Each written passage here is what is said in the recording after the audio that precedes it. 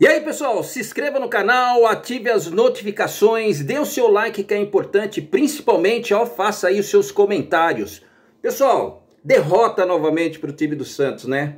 Jogou mal pra caramba, o Carille realmente, quando era para fazer alguma alteração, porque o meio de campo, como sempre, quando o ataque não funciona, porque normalmente os meio-campistas, quando começa a se perder ali no meio de campo, a numerabilidade ali do time adversário, ou seja, o Santos sempre com 2 e o time adversário com 3, 4, a matemática diz que o Santos normalmente perde, e foi isso que aconteceu. Além de alguns jogadores insistindo em jogar mal, como o Brazão, por exemplo, que tomou hoje o segundo gol, né, que foi muito mal na partida, novamente, totalmente inseguro, e o castigo realmente veio muito rápido, né, pessoal? O Juliano falhou ali no meio de campo, na origem que originou o terceiro gol do time do Santos. A gente vai falar um pouco mais sobre isso. E daqui a pouco a gente vai soltar o play desse cara aí, ó, Gilmar Dalpozo, que deu a letra daquilo que ia acontecer e só o Fábio Carille não percebeu. Vamos fazer uma pausa, colocar a vinheta e daqui a pouco a gente volta, pessoal. Até já.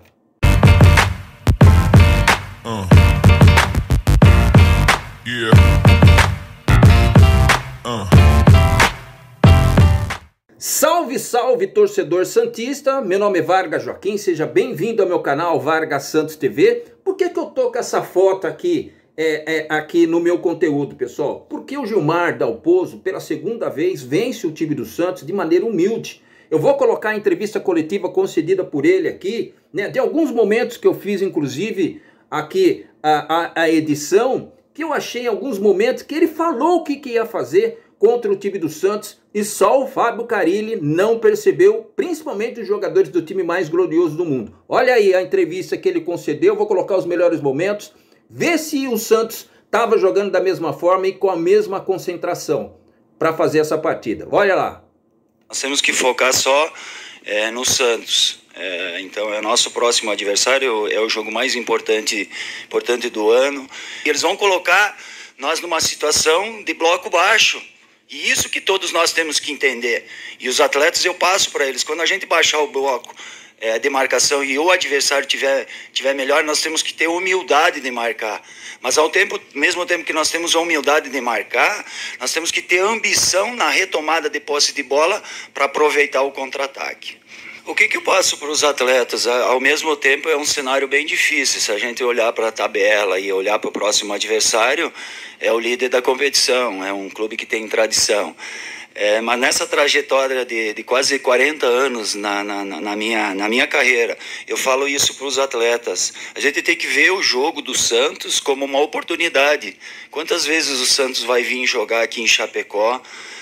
Quantas vezes a gente pode enfrentar um campeão do mundo? Então tem que degustar, tem que aproveitar, tem que ter confiança, tem que duelar, porque tem o lado bom, e eu procuro sempre ver o lado bom. O lado bom é imaginando um cenário vencendo do Santos, como foi no Ituano em 2022, no último jogo eu estava no Ituano, e o último jogo da fase classificatória nós tínhamos que vencer o Santos, uma situação bem parecida, senão o Ituano caía para a Série B. Caía para a Série B e o Santos precisava vencer o jogo para passar para a próxima fase. E a gente viu aquilo como uma oportunidade. Nós vencemos o Santos de 3-0 e vencemos bem o Santos. Então tem que puxar o nosso histórico, as coisas positivas. É assim que eu trabalho, é assim que eu passei esse exemplo para o grupo de jogadores. Claro que é um Santos diferente, com uma ideia diferente, mas para nós é uma oportunidade de fazer um grande jogo. Se ganhar de 1-0 vai ser goleada, se puder ganhar de mais, melhor, e é dessa forma que internamente a gente está trabalhando.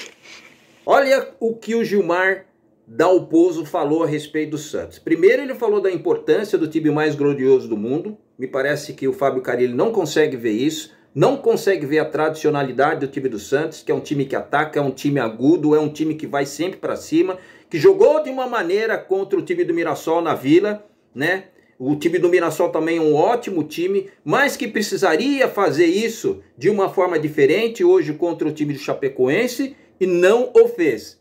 O que isso significa, pessoal? O que isso significa? Significa o seguinte, que o Santos Futebol Clube, jogando fora de casa, quando tem uma marcação por zona, ou uma marcação individual, ou preenchimento maior do meio de campo, onde o time do Santos realmente estava jogando com apenas 2, e o Santos jogava novamente ali com 4 atacantes, e eu sempre falei isso para você. Quando o Juliano não consegue fazer gol, ele não ajuda de maneira nenhuma, nem no meio de campo, nem ali no sistema de ataque, atrapalha os atacantes, ele não faz absolutamente nada.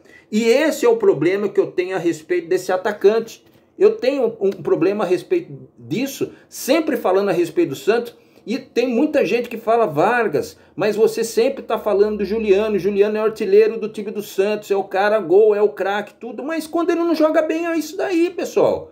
Né? E ainda hoje, o Santos ainda conseguiu falhar em 2 situações que não poderia acontecer. Primeiro, o Brazão de novo, que está muito inseguro no time do Santos, realmente está falhando pra caramba. E hoje, com a insegurança dele, o segundo gol que ele sofreu, e depois teve também a falha do Juliano ali no meio de campo, o castigo veio a cavalo, né, Juliano? A gente fala uma besteira no meio da semana de um companheiro de time que não poderia ter falado, depois de uma vitória principalmente, era para você reagir de uma forma diferente, e olha o que aconteceu com você. Já imaginou se acontecesse o contrário depois dessa jogada que você protagonizou ali na falha, que originou o 3º gol do time do Chapecoense?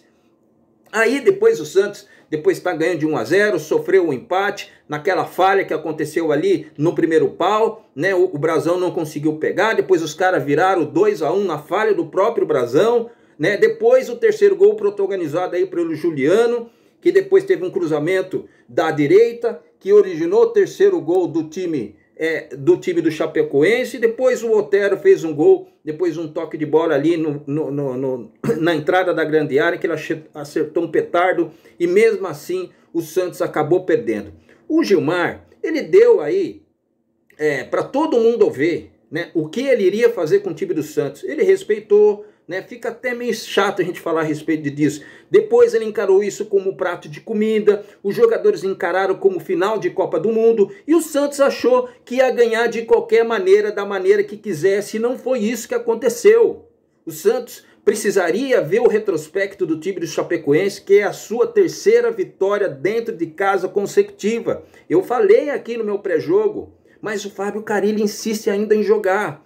E aí, se o Sofa, que foi uma briga danada, depois de quase 50 dias treinando, que a gente tinha esperança de entrar, e se tivesse ganhando ia entrar faltando 5 minutos, perdendo então, aí nem na porta do cinema, né, pessoal? Não ia fazer absolutamente nada. Eu acho que as substituições foram muito ruins também, como sempre. Os jogadores não jogaram da maneira que era jogar. Poxa, pessoal, eram 3 vitórias consecutivas que praticamente ia garantir o time do Santos já no acesso à 1ª divisão, né? Tem o Sport, que até o presente momento estava empatando 1-1 com o time do Operário. O jogo começou às 21h30. Não sei o que vai dar, mas existe a possibilidade de encostar no time do Santos em números de pontos. Eu não sei se pelo número de vitórias também eu acho que ficaria igual, mas eu acho que perderia, né, no número de saldo de gols e no número também de gols pró, né, que o Santos acho que ainda ficaria ainda soberano. Acho que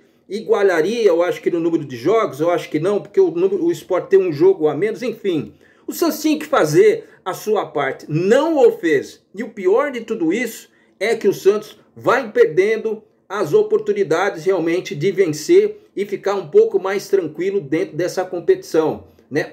Todo mundo sabe que o acesso do Santos é primordial, pessoal. Todo mundo sabe a respeito disso. Mas quem não sabe é o time do Santos, né? Que vai fazendo o torcedor santista realmente sofrer. A gente sofre e fica aquela situação insalubre, com aquela mão no coração, achando que o Santos... Olha, pessoal, não sei mais o que a gente pode falar a respeito do time mais glorioso do mundo. É uma vergonha de ver o Santos jogar dessa forma. Não me deixa contente, acredito que a grande maioria dos torcedores santistas também.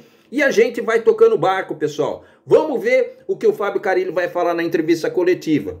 Eu acho que não tem muito o que ele falar, a não ser falar que o Santos jogou muito mal, mas isso é muito nítido, né? Agora admitir o erro que a gente vai ver, né? Por que o Juliano não vai na entrevista coletiva de novo hoje para falar do erro que ele cometeu, né? São as coisas do futebol. Aqui se faz, aqui se paga, pessoal. Abraço para você, fica na paz, fica com Deus e até breve, pessoal. Tchau.